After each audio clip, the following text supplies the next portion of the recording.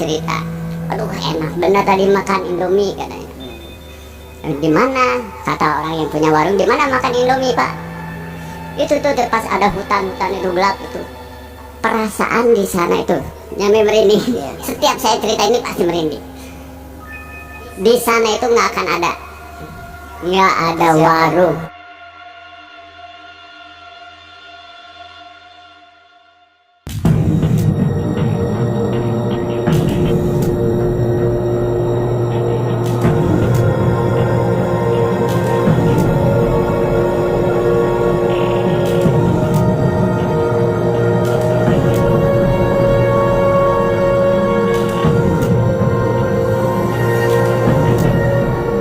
Dan kebetulan malam hari ini kita kedatangan seorang narasumber yang mengalami sendiri apa yang akan diceritakannya malam hari ini.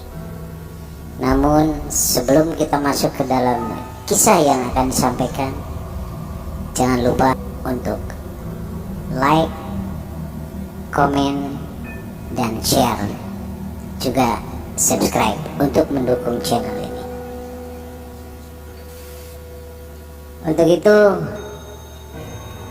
kita akan perkenalkan narasumber kita malam hari ini, yaitu Pak Edi.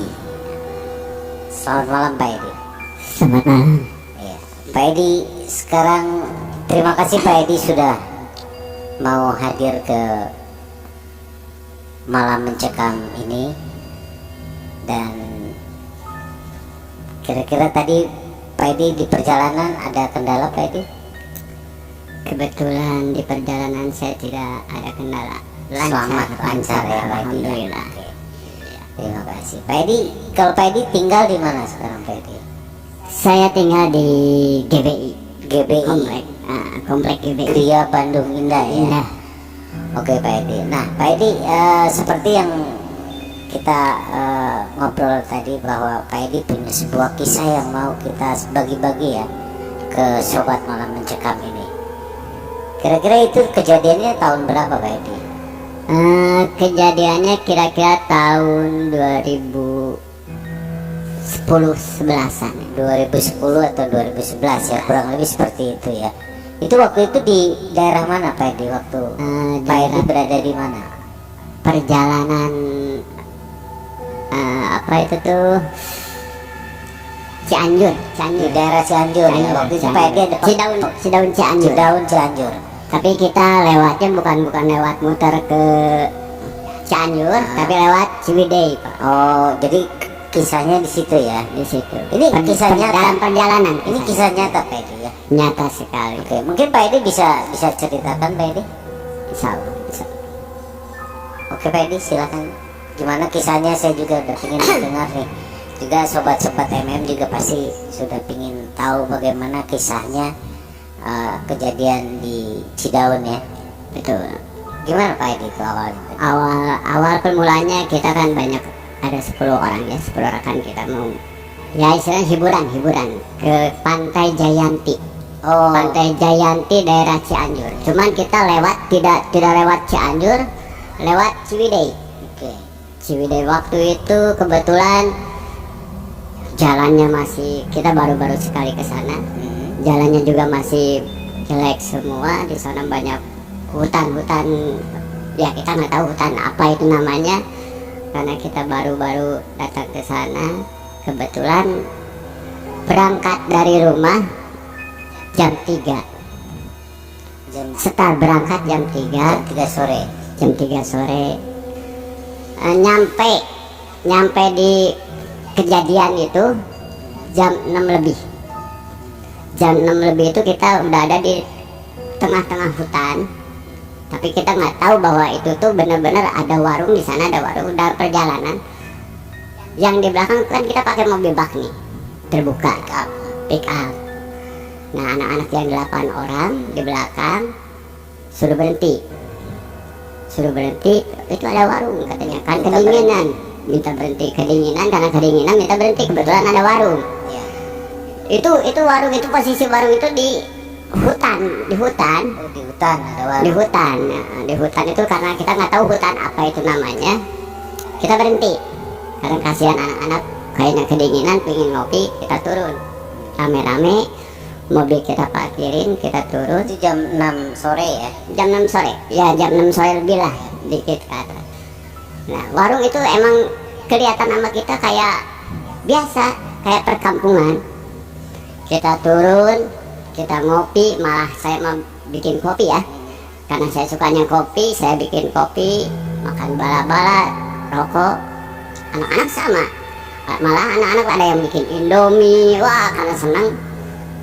Nah setelah kita makan rame-rame di sana udah enak, udah istirahat ada setengah jaman lah di sana kita makan. Kita berangkat lagi, nyampe tujuan pantai Jayanti itu ada warung lagi, kita istirahat di warung itu, kita ngopi lagi. Teman bercerita, aduh enak bener tadi makan Indomie katanya. Di mana, kata orang yang punya warung, di mana makan Indomie pak? Itu tuh pas ada hutan-hutan itu gelap itu, perasaan di sana itu nyampe merinding. Setiap saya cerita ini pasti merinding. Di sana itu nggak ada warung, kata si bapak yang punya warung yang saya datengin itu. Pas nyampe di Jayanti, kita kan ada warung tuh ya, pantai warung biasa pantai ya. Iya, kita datang lagi ke warung, ya itu cerita. Kebetulan si bapak itu bilang perasaan daerah sana itu pas naik jembatan itu nggak ada tanjakan, bukan jembatannya, tanjakan itu nggak ada warung, sama sekali tidak ada penduduk. Wah, kan anak-anak kaget. Bapak itu ya, kata si bapak warung, anak-anak kaget. Masa pak orang rame gitu, ada yang beli juga, kata ibu-ibu. Silahkan cek kembali, besok pagi Anda jangan pulang nyampe maghrib. Jam 3 dari, pas udah nyampe warung itu jam 3 aja ya. Jam 3 sore. Atau mau pagi mau siang, cek lagi di sana. Ada warung atau ada rumah penduduk di sana enggak? Tadinya niatnya kami mau bersantai di sana hiburan 2 hari, ya. Akhirnya penasaran, balik lagi besoknya. Kita betul jam 2 nyampe sana. Jam 2 siang. Benar itu tidak ada warung, tidak ada penduduk. Serius, sama sekali. Itu kan anak-anak apa yang udah anak-anak makan itu? Apa ini makanan itu, apa yang bala-bala, mie. Ya, tapi saya yang heran, saya itu rokok selama saya ini rokok masih ada.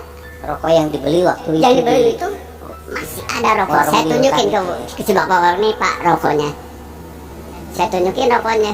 Emang kata si bapak itu kalau makanan rokok pasti ada, cuman itu bukan di sana, itu nggak ada penduduk. Kebetulan karena dia lagi ada pesta, saya lewat, jadi ya ketahuan sama kita. Jadi dianya itu, kalau kata si bapak itu, dia yang sialnya, bukan kita yang sial nemu. Kalau untungnya, kata si bapak itu bercerita, untungnya saya bisa pulang lagi, hari itu juga, kata si bapak itu. Berarti si bapak itu udah tahu mungkin penduduk asli sana ya? Iya, kata si bapak untung bisa balik lagi hari itu juga. Kalau misalnya tidak bisa 10 hari, paling lama 10 hari, paling sebentar 10 hari kita di sana. Cuman yang perasaan kita yang ada di sananya baru beberapa jam lah, tapi di luar sana kita udah 10 hari di sana, kata si bapak. Banyak yang nyari, sering kejadian begitu, kata si bapak. Berarti dibawa ke alam mereka ya? Betul dibawa ke alam mereka. Untung-untungnya ya alhamdulillah lah, saya tidak sampai ke sana ya, bisa balik kembali sama anak-anak. Akhirnya wah, tapi tetap juga nyampe sekarang kalau saya bercerita tentang itu pasti merinding, bulu kuduk merinding, tanglah.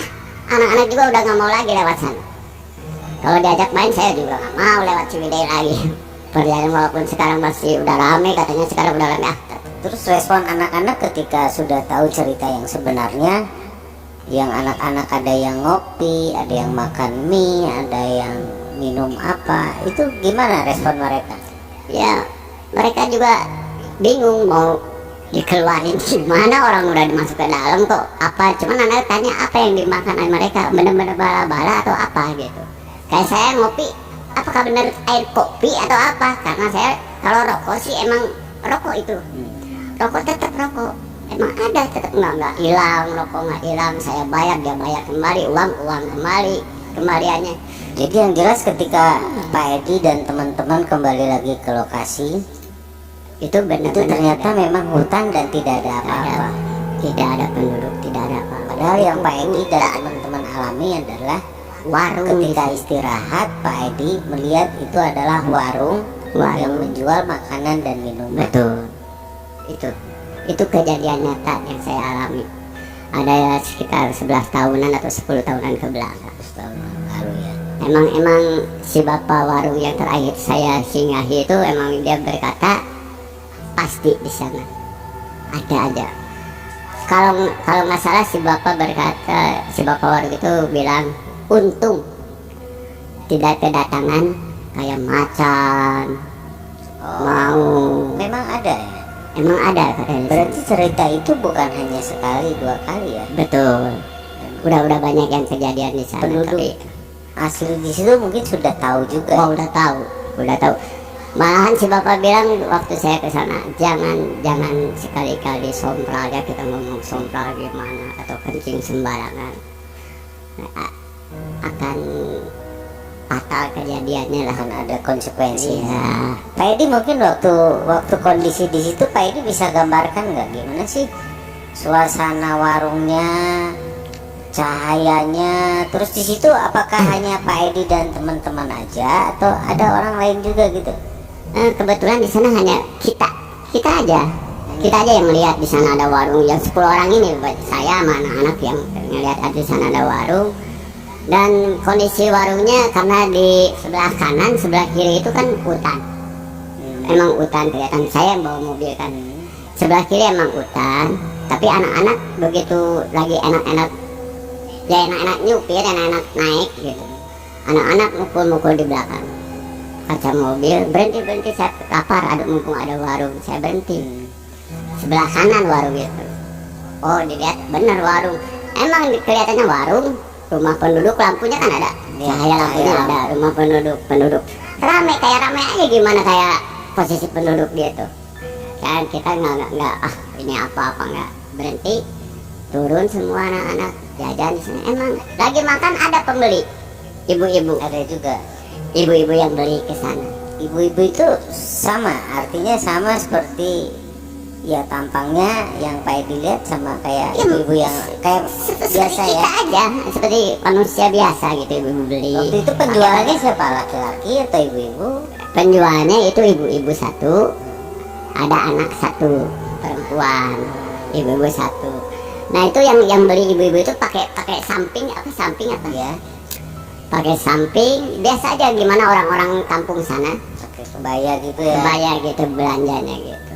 Kan kita nggak nyangka itu bahwa itu apa-apa, kita nggak tahu juga. Berarti kalau boleh saya simpulkan adalah Pak Edi dan teman-teman beristirahat makan di tempat yang sebenarnya tempat itu adalah hutan, tidak ada Betul. apa-apa ya. Betul. Menurut keterangan daripada si bapak itu. Ya, betul. Dan bapak itu adalah penduduk asli di sana. Penduduk asli di sana. Wow, cukup menarik sekali ya sobat MM ya. Ini Ini- satu kejadian yang sebenarnya tidak ada satupun orang yang mau mengalaminya, betul ya Pak Edi ya? Betul. Jangan sampai 2 kali. Jangan sampai 2 kali ya. Wah itu kalau benar-benar nyampe 10 hari saya tinggal di sana gimana? Wah, ceritanya akan lain. Ceritanya lain lagi. Ada kira-kira ada nggak Pak Edi pesan yang mau disampaikan kepada sahabat Malam Mencekam? Ya siapa tahu mereka mungkin lewat juga ke daerah sana atau apa yang mungkin harus kita siapin, atau apakah kita harus doa atau gimana Pak Edi? Ya, pesan saya hanya satu, berdoa aja. Siapa tahu di jalan kita tidak tahu apa yang akan terjadi ya. Berdoa, fokus, harus percaya dengan diri sendiri, udah. Gitu ya Pak Edi.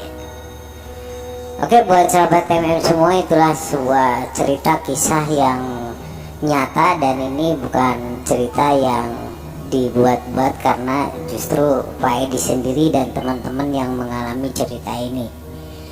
Dan Pak Edi sendiri mengalami satu hal yang di luar dugaan dan tidak mau mengulangi tentunya Pak Edi ya. Betul. Waktu itu Jangan sampai. beruntung Pak Edi ya tidak sempat sampai masuk ke 10 hari. alam mereka ya. Soalnya itu kalau kata si bapak itu kalau udah masuk ke alam mereka, kita keluarnya juga susah. Harus dengan orang-orang asli penduduk di sana yang bisa ngeluarin kita dari sana. Kalau orang luar sendiri nggak tahu ya. Kata si bapak itu bercerita begitu. Ya untung nggak nyampe 10 hari. Wah, Iya. 10 Dan hari. bisa dibuktikan langsung waktu itu ya besoknya. Siap.